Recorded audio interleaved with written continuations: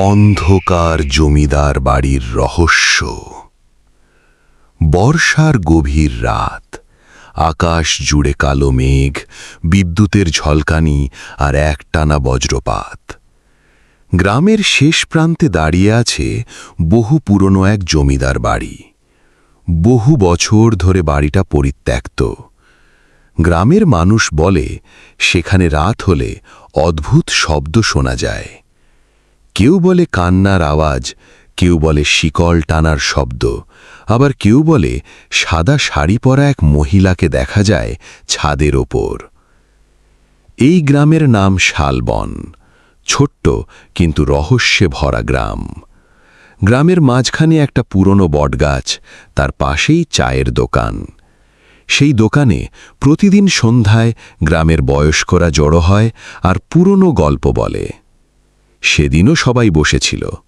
ঝড় শুরু হওয়ার আগেই সবাই বাড়ি ফেরার প্রস্তুতি নিচ্ছিল। ঠিক তখনই শহর থেকে আসা 4 বন্ধু দোকানে ঢুকল। তাদের নাম রাহাত, মেহেদি, সাগর আর তানভীর। তারা ইউটিউবের জন্যে ভৌতিক ভিডিও বানায়। রাহাত বলল, চাচা, এই গ্রামের ওই জমিদার বাড়ির কথা শুনেছি। আজ রাতে আমরা সেখানে থাকতে চাই। চায়ের দোকানের বৃদ্ধ মালিক হাশেম চাচা চমকে উঠলেন। বাবারা, ওখানে যেও না, ও বাড়িতে কেউ রাত কাটাতে পারে না। মেহেদি হেসে বলল, ভূতটুত কিছু না চাচা, সব মানুষের বানানো গল্প। হাশেম চাচা ধীরে ধীরে বললেন, যদি গল্পই হতো তাহলে এত মানুষ কেন হারিয়ে গেছে? 4 জন একে অন্যের দিকে তাকালো, কিন্তু তাদের কৌতূহল আরও বেড়ে গেল। গ্রামের এক বৃদ্ধ নাম করিম আলী ধীরে ধীরে গল্প শুরু করলেন। আজ থেকে প্রায় 100 বছর আগে এই জমিদার বাড়ির মালিক ছিল জমিদার রুদ্রনারায়ণ। সে ছিল অত্যন্ত নিষ্ঠুর মানুষ। গ্রামের গরিবদের ওপর অত্যাচার করত। একদিন গ্রামের এক গরিব কৃষকের মেয়ে নীলিমাকে জোর করে তুলে আনে বাড়িতে। বজ্রপাত হল, সবাই চুপ হয়ে গেল। নীলিমা পালানোর চেষ্টা করেছিল, কিন্তু পারেনি। এক রাতে সে বাড়ির ছাদ থেকে ঝাঁপ দেয়। তারপর থেকেই অদ্ভুত ঘটনা শুরু হয়। একে একে বাড়ির সবাই মারা যায়। কেউ পাগল হয়ে যায়, কেউ আগুনে পুড়ে মারা যায়। তানভীর মুচকি হেসে বলল, এগুলো পুরনো কুসংস্কার। করিম আলী তার দিকে তাকিয়ে বললেন, যদি কুসংস্কার হয় তাহলে আজও রাত হলে কেন বাড়ির ভেতর আলো জ্বলে? 4 বন্ধু সিদ্ধান্ত নিল, আজ রাতেই তারা সেই বাড়িতে যাবে। করিডোরে পেরিয়ে তারা লক্ষ্য করল তানভীর নেই। তানভীর! সবাই চিৎকার করতে লাগল। দূরে কোথাও থেকে তার আওয়াজ এলো, আমাকে বাঁচাও! তারা দৌড়ে নিচতলায় গেল। আওয়াজ আসছে বাড়ির পুরনো কারাগারের দিক থেকে।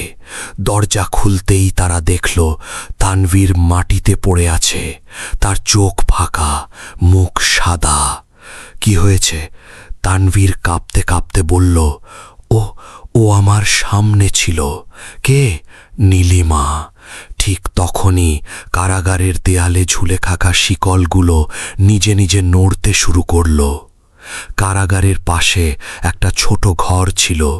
সেখানে তারা পেল পুরনো একটা ডায়েরি। ধুলো ঝেড়ে খুলতেই দেখা গেল সেটা নীলিমার লেখা। ডায়েরিতে লেখা ছিল, আমি পালাতে চাই, কিন্তু তারা আমাকে যেতে দিচ্ছে না। এই বাড়ি অভিশপ্ত। যারা অন্যায় করেছে তাদের কেউ বাঁচবে না। আরও পড়তে গিয়ে তারা জানল নীলিমাকে হত্যা করা হয়েছিল। তার আত্মা প্রতিশোধ নিতে ফিরে এসেছে। ঠিক তখনই বাতাস ঠান্ডা হয়ে গেল। ঘরের ভেতর ভেসে এলো নারী কণ্ঠের হাসি। বাড়ির 2য় তলায় একটা বড় আয়না ছিল। সবাই সেখানে গেল। রাহাত হঠাৎ লক্ষ্য করল আয়নায় তাদের পেছনে আরেকজন দাঁড়িয়ে আছে। সাদা শাড়ি, লম্বা চুল। সে ধীরে ধীরে ঘুরে তাকালো, কিন্তু পেছনে কেউ নেই।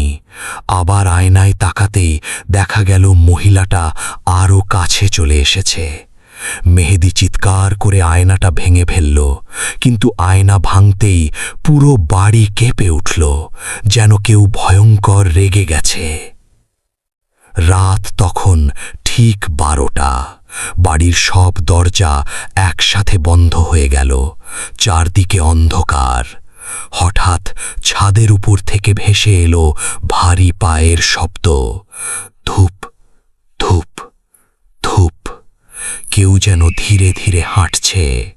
সাগর কাঁপা গলায় বলল, আমরা এখান থেকে বেরোবো কিভাবে? ঠিক তখনই সিঁড়ি বেয়ে নিচে নামতে দেখা গেল এক লম্বা ছায়া। তার চোখ জ্বলছে লাল আগুনের মতো। সে ছিল জমিদার রুদ্রনারায়ণ। তার গলায় শিকল, মুখে পোড়া দাগ। সে গর্জন করে বলল, কেউ বেরোতে পারবে না। নীলিমার আত্মা হঠাৎ উপস্থিত হল। সে বলল, এই বাড়ি শুধু আমার নয়, যারা অন্যায় করেছে তাদের আত্মাও এখানে বন্দী। রাহাত সাহস করে বলল, আমরা কি করলে তোমাকে মুক্তি দিতে পারি? নীলিমা ধীরে ধীরে বলল, পেছনের কুয়োর নিচে আমার দেহ লুকানো আছে, আমাকে সৎকার দাও। ঠিক তখনই জমিদারের আত্মা প্রচণ্ড চিৎকার করে উঠল। পুরো বাড়ি কাঁপতে লাগল। চারজন বাড়ির পেছনে গেল। সেখানে পুরনো এক কুয়ো, চারপাশে আগাছা। তারা দড়ি নামালো। রাহাত নিচে নামতেই হাড়গোড় দেখতে পেল, আর একটা রূপার নূপুর। হঠাৎ ওপরে দাঁড়ানো মেহেদির চিৎকার করে উঠল, রাহাত, তাড়াতাড়ি উঠ! রাহাত ওপরে তাকিয়ে দেখল, কুয়োর মুখে দাঁড়িয়ে আছে জমিদারের ভয়ঙ্কর আত্মা। বজ্রপাত শুরু হল। নীলিমার আত্মার জমিদারের আত্মার মধ্যে ভয়ঙ্কর সংঘর্ষ শুরু হল। পুরো বাড়ি কেঁপে উঠল। রাহাত হাড়গুলো নিয়ে বাইরে বেরিয়ে এলো। গ্রামের পুরোহিতকে ডাকা হল। মন্ত্র পড়া শুরু হতেই বাড়ির ভেতর থেকে একের পর এক চিৎকার ভেসে আসতে লাগল। হঠাৎ পুরো জমিদার বাড়িতে আগুন ধরে গেল। নীলিমার আত্মা ধীরে ধীরে হাসল, আমি মুক্তি পেলাম। তারপর সে মিলিয়ে গেল। ভোর হয়ে গেছে, আগুন নিভে গেছে। জমিদার বাড়ি প্রায় ধ্বংস। চার বন্ধু ক্লান্ত হয়ে গ্রামের দিকে ফিরছিল। হঠাৎ সাগর থেমে গেল। দোস্ত, তানভীর কোথায়? সবাই চারদিকে তাকালো। তানভীর নেই। ঠিক তখনই দূরে জমিদার বাড়ির ভাঙা জানালায় দেখা গেল এক ছায়া দাঁড়িয়ে আছে। সে ধীরে ধীরে মাথা কাত করল, আর তারপর ভেসে এলো তানভীরের গলা, আমি এখনো এখানে আছি। রাহাত ভিডিওটা ইউটিউবে আপলোড করার সিদ্ধান্ত নিল, কিন্তু আপলোড হওয়ার কয়েক ঘন্টার মধ্যেই অদ্ভুত ঘটনা শুরু হল। যারা ভিডিওটা দেখছিল তারা কমেন্ট করতে লাগল যে ভিডিওর পেছনে একটা সাদা ছায়া দেখা যাচ্ছে।